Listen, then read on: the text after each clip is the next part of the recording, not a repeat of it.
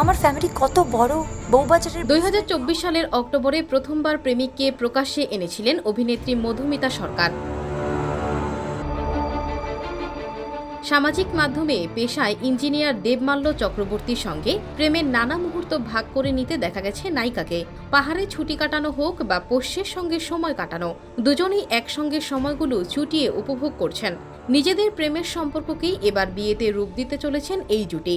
ভারতীয় গণমাধ্যমের দাবি, ইতিমধ্যেই বিয়ের শাড়ি গয়না ঠিক করে ফেলেছেন অভিনেত্রী। তবে এখনও বিয়ের দিন প্রকাশ্যে আনেননি মধুমিতা।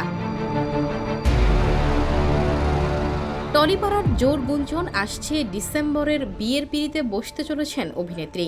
সম্ভবত 5 ডিসেম্বর হবে বিয়ে, 7 ডিসেম্বর বৌভাত। যদিও অভিনেত্রীর তরফ থেকে এই বিষয়ে আনুষ্ঠানিক কোনো মন্তব্য আসেনি। এর আগে গত বছরের সপ্তমীতে প্রথম প্রেমিকের সঙ্গে ছবি শেয়ার করে মধুমিতা লিখেছিলেন নতুন শুরু। সে সময় অভিনেত্রী বলেছিলেন, হ্যাঁ প্রেম করছি, তবে সম্পর্কটা একেবারেই নতুন, বিয়ে নিয়ে এখনই কিছু ভাবিনি। শ্রীমান ভার্সেস শ্রীমতী ছবির পর থেকে ব্যক্তিগত জীবনকেই বেশি গুরুত্ব দিচ্ছেন মধুমিতা। এবার কি তবে গুঞ্জন সত্যি হতে চলেছে? উত্তর দেবে ডিসেম্বর মাসই।